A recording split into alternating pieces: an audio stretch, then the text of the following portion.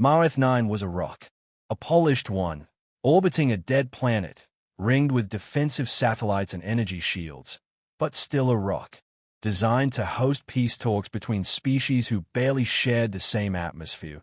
It had no luxury, no ornamentation, and certainly no warmth. Ambassador Layla DuPont of Earth stepped off the shuttle with her head high and her hands sweating inside sleek diplomatic gloves. She was young by ambassadorial standards, barely in her 30s, but fluent in 6 galactic tongues and known for her calm under pressure.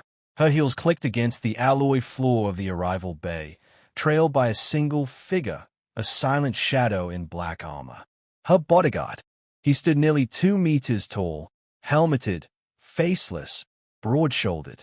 No insignia, no visible weapons. Just matte black adaptive plating and a slow, deliberate gait. His name was Sergeant Reddin, but no one called him that. He didn't speak unless necessary. In 3 years of diplomatic assignments, Layla had heard him say maybe 40 words. She wasn't even sure if he blinked. A Krell diplomat flicked her tongue at Layla in greeting. You bring only one protector, human. Not even an armed escort. Layla smiled. We prefer to travel light. The Krell sneered. Hope he bites. Inside the summit chamber, 23 species were represented. The Karnathi Dominion had arrived early and loud. Their delegation, all scales and ceremonial armor, lined the hall with precision. General Skarn, their commander and lead negotiator, loomed in the center with a cluster of soldiers at his back. They wore war harnesses, barely concealed beneath diplomatic robes. Plasma holsters gleamed at their sides. Humans, Skarn spat when he saw Layla, still pretending to be relevant. Layla bowed politely. Ambassador DuPont, Earth. Honored to be here. And what is this? Skarn gestured at Reddin. A pet? You expect that soft-skinned thing to stop a Karnathi blade.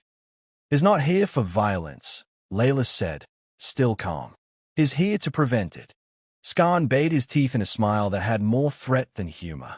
Then pray I find him unnecessary. The summit began with polite speeches, pledges of peace, denials of aggression, the usual lies. Karnathi forces had attacked a border colony 3 weeks earlier. Unacknowledged, of course. Dozens dead. A civilian spaceport turned to slag. Evidence pointed to a rogue Karnathi warband, but no one believed the Dominion hadn't approved it. The Union teetered on the brink of war, and everyone knew it. Reddin stood silent behind Layla's seat, motionless. He didn't so much as tilt his head. His armor occasionally shifted, humming faintly with subtle magnetic pulses. No one could tell if it was reading data, monitoring heartbeats, scanning weapons, maybe all of it, maybe more. Halfway through the second session, as Layla prepared to present a compromise corridor agreement, General Skarn stood abruptly. This summit is a farce, he growled. A distraction while cowards posture. The Karnathi do not parley with weaklings. A hush fell over the room. Eyes flicked to Skarn's escort, who shifted restlessly, hands near their weapons. Layla rose slowly. General, we're here too. Skarn roared. Enough. You insult us by placing us in the same room as prey. He pointed a clawed finger at the human. And you insult the process by bringing that mute piece of meat as protection. You think one man can stop a Dominion strike? The room tensed. Reddin still hadn't moved. Skarn gestured sharply, and several of his troops began backing toward the exits. Others subtly positioned themselves near the other delegations. A few reached for hidden comms. Layla's stomach turned cold. This wasn't posturing anymore. Then the lights dimmed. A heartbeat later, the alarm screamed. Red alert. Unauthorized breach. Hull compromised. On the screens above, plasma cutters opened holes in the station's outer corridor. Karnathi dropships spilled soldiers into the interior. Hundreds of them. Skarn's smile widened. This summit is over, he said, and your war begins now. Layla turned to Reddin, pulse racing. He spoke for the first time that day. Ambassador, stay behind me. His voice was quiet, flat, not panicked, just ready. Then he stepped forward, toward the sound of gunfire and screaming metal. The station shook.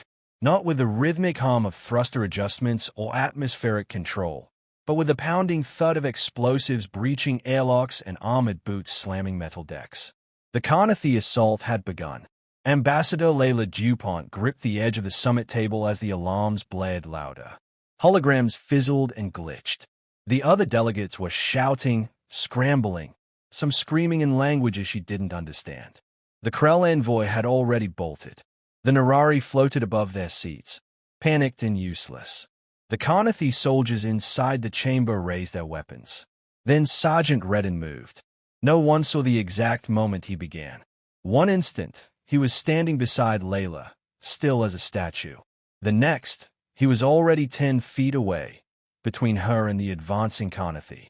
"Ambassador, get down," he said. Calm, crisp, no room for argument. She obeyed. A Karnathi trooper raised a plasma rifle, too slow. Reddin was already in front of him, armor blurring. His hand gripped the barrel and twisted. There was a flash of red light, the smell of ozone, and a metallic shriek. The rifle bent in half. The trooper didn't scream. He didn't have time. Reddin struck him once, open palm to the chest. The Karnathi flew backward, through a table, through a reinforced wall, and vanished into the corridor beyond. 0.7 seconds. Another squad burst into the chamber through the side entrance. Reddin turned, fluid and precise, as if he'd been waiting for them. His suit hissed. Microjets along his back fired, sending him low and fast across the chamber floor. 1.3 seconds. He reached the first attacker, snapped the muzzle of a heavy carbine upward, and used the soldier's own finger on the trigger to blow a hole through the ceiling. Then he jabbed his forearm into the soldier's gut. Armor cracked like glass. The Karnathi dropped. The others froze, confused. Reddin didn't. 1.8 seconds. He swept low, kicked one trooper into another, and launched a small disc from his gauntlet. It blinked once, then detonated with a silent shockwave of blue light. Weapons in a 50-meter radius sparked and died. The lights dimmed. 2.5 seconds.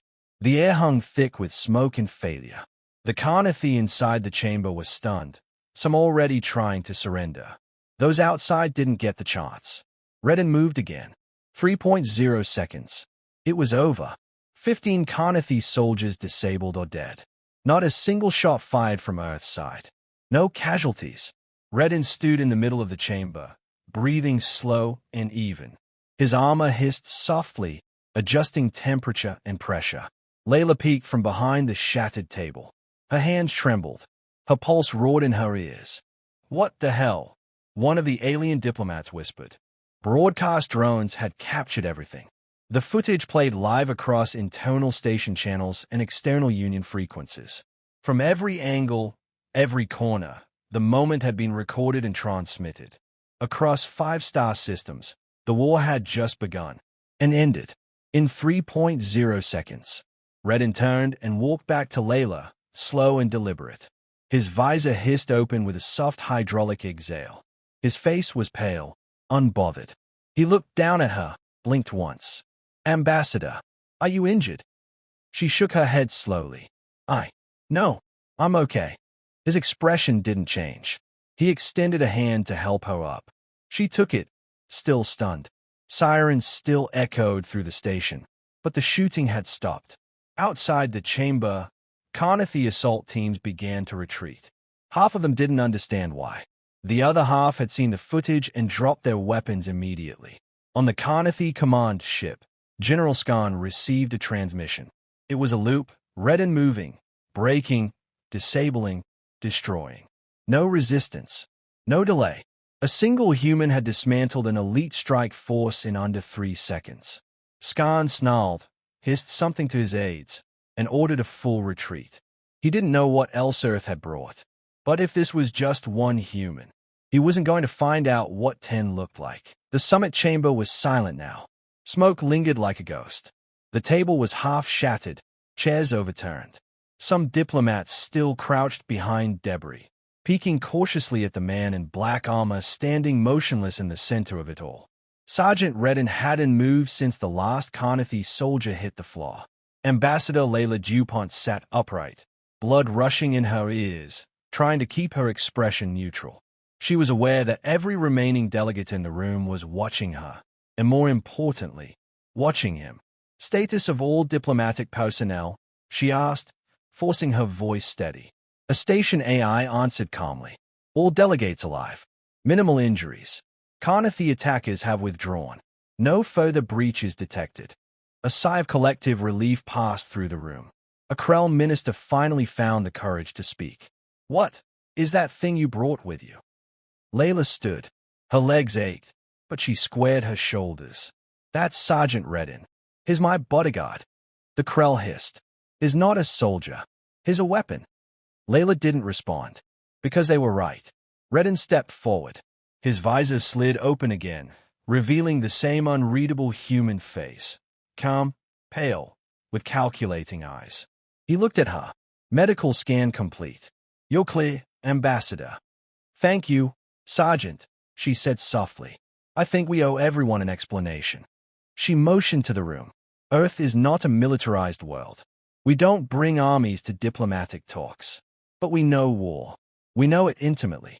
She turned toward the alien delegates. Reddin is a Tier 9 human combat augment. The program was developed after first contact, during a period when Earth was considered a minor species, too new to be taken seriously, too weak to be feared. Some of our leaders disagreed with that assessment. The Tashari ambassador buzzed in alarm. You created that, just to walk next to you. No, Layla said. We created him to stand still, so we wouldn't have to create more like him. Reddin remained silent. His expression was blank, but his eyes didn't rest. He was always scanning. Layla continued. The Tier 9 program was Earth's deterrent. It was shelved years ago after we gained a voice in the Union, when diplomacy started working. But the protocols remain. One deploys only when there's a credible threat to Earth's diplomatic representatives. Her words hung heavy in the air. The Vakesh envoy leaned forward. There are more of him. Reddin answered, his voice calm, unhurried.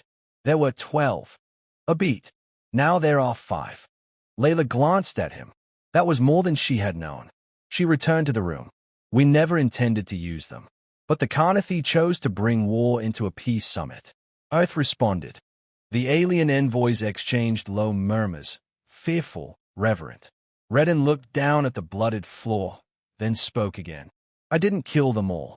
The statement made several heads snap toward him. I stopped the attack, neutralized what I could.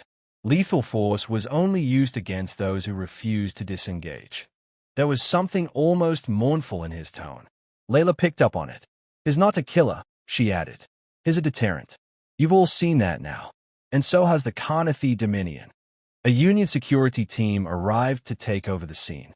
Medics moved among the injured. Reddin allowed them to pass, stepping back like a silent shadow again. Unthreatening, almost invisible. But no one could forget what he had done.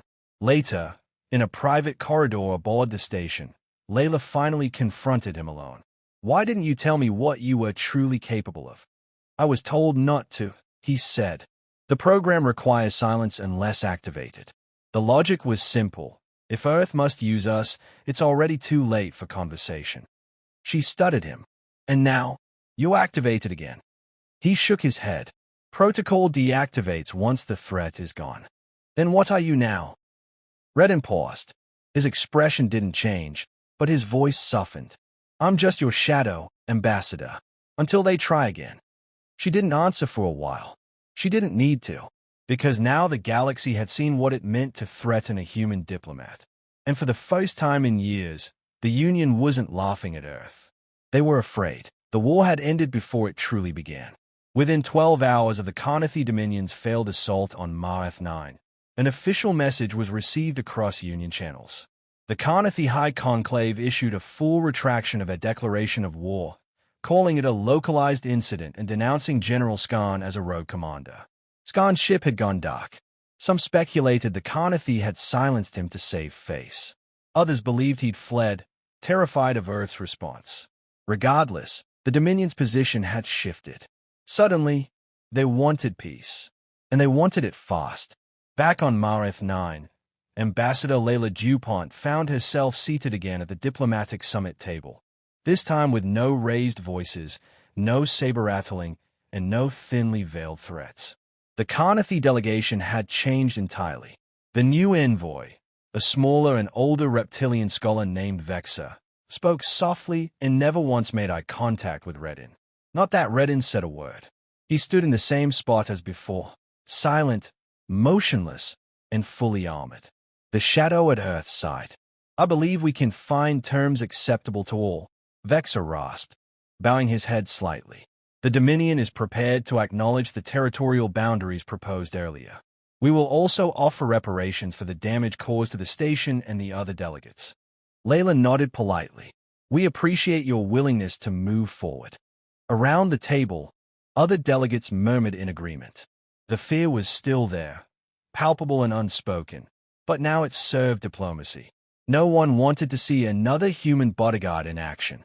The negotiations concluded within 2 days. The new peace accord was signed with trembling hands. Reddin never moved. Later, in the quiet observation deck overlooking Marath X's icy horizon, Layla and Reddin stood side by side. The station was calm again. Repairs underway. The scars from the attack already vanishing. I think we bought peace, she said quietly, arms folded. But I don't know how long it will last. It never does, Reddin replied. She glanced up at him. They are all afraid of you. I know. And of Ith. He didn't answer. Layla turned toward the wide viewport, watching a Union cruiser glide silently through the black. This wasn't how I wanted us to be seen, she said. We've worked for decades to earn respect in the Union, to prove we belong. And now they'll listen, Reddin finished. There was no arrogance in his voice, just certainty. She nodded slowly. They will, out of fear. And fear's a dangerous tool. You didn't use it. I did. She studied him, his unreadable face beneath the helmet, his steady posture, the faint glow of his armor systems still pulsing like a heartbeat. You didn't enjoy it, she said at last. No, you didn't even flinch. I've already seen too much war to flinch. A pause stretched between them. Finally, she asked, are the others like you? The other Tier 9s? Reddin shook his head slightly. No one's like me. We're each different, built for different conditions. I'm the only one who walks with diplomats. The others were designed for battlefields. How many times have you been activated? 3. Layla hesitated. And how many people did you kill? Reddin didn't respond. She sighed. You're not just a bodyguard, Reddin. You're a reminder. You're the line we don't cross. Because if we do, we'll lose ourselves. He finally looked at her. His eyes weren't cold, just tired. I know, he said. That's why I'm careful. At the shuttle bay, as Layla prepared to return to Earth, the Varkesh envoy approached her nervously. Ambassador DuPont, the insectoid being chirped. If I may ask, why does Earth send him to peace talks? Layla glanced over her shoulder at Reddin, who stood quietly beside the boarding ramp. Because peace is sacred, she replied, and monsters protect sacred things. The Varkesh blinked all 4 eyes, then bowed and scurried away. Layla smiled faintly. As she stepped onto the shuttle, she felt the weight of new power behind her, earned not by conquest, but by restraint, by sending just one man. A shadow, a warning, a promise. The war had ended in 3 seconds, and no one wanted to find out what 4 would look like.